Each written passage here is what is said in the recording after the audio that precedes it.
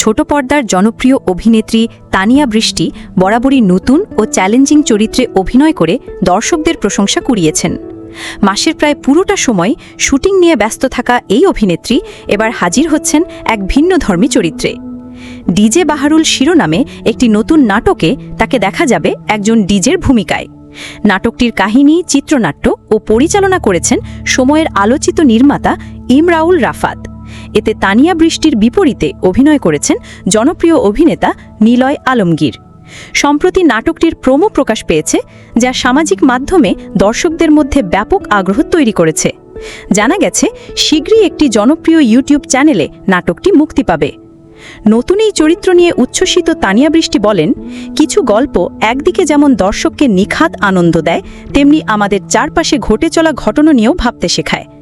DJ Baharul নাটকটি ঠিক তেমনই একটি গল্পের নাটক। এখানে দর্শক আমাকে সম্পূর্ণ নতুন একটি চরিত্রে আবিষ্কার করতে পারবেন। আমি বিশ্বাস করি এর গল্প, চরিত্র এবং নির্মাণ শৈলী দর্শকদের ভালো লাগবে। অভিনেত্রী আরও জানান, সাম্প্রতিক সময়ে ভিন্ন ধাঁচের গল্পে অভিনয় করে তিনি দর্শকের কাছ থেকে দারুণ সাড়া পেয়েছেন। এ থেকে তিনি উপলব্ধি করেছেন যে দর্শকরা পর্দায় প্রতিনিয়ত নতুন কিছু দেখতে চান। সেই তাগিদ থেকেই তিনি নিজেকে ভেঙে নতুন সব চরিত্রে পর্দায় হাজির হওয়ার চেষ্টা চালিয়ে যাচ্ছেন।